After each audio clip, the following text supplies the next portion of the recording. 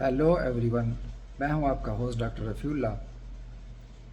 आजकल गर्मियों की तपिश ने अपने कदम जमाए हुए हैं। ऐसे मौसम में हर किसी को ठंडा ठंडा जूस चाहिए। तो आज हम ऐसे जूसेस की कुछ रेसिपीज़ पे बात करेंगे जो हम घर में आसानी से बना सकते हैं और वो हमारी प्यास बुझाने के साथ साथ हमें तवानाई भी बख्शते हैं। तो सबसे पहले हम बात करते हैं तरबूज के जूस पर।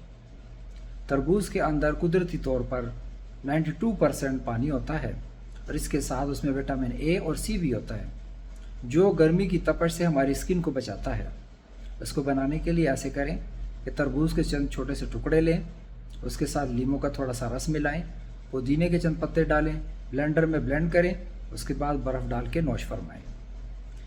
दूसरे नंबर पर है हम सब का फेवरेट फालसे का जूस।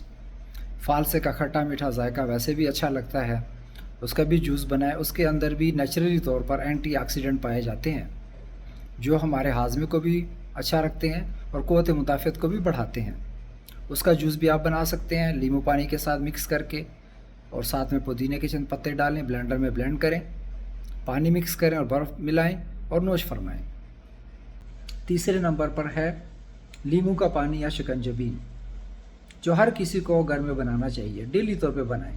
ये गर्मियों का तोड़ है, इसके अंदर अपने जो है ना मिनरल्स पाए जाते हैं जो हमारे जिस्म को तवानाई भी बख्शते हैं और हमारी प्यास भी बुझाते हैं। और एक आखिरी जो आपको रेसिपी बताने जा रहा हूँ वो गन्ने का जूस।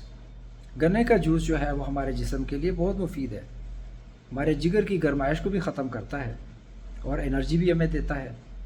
गन्ने का जूस भी आप ले सकते हैं, साथ में थोड़ा सा नींबू का रस मिक्स करें, थोड़ा सा काला नमक मिक्स करें, पुदीना डालें और नोश फरमाएं।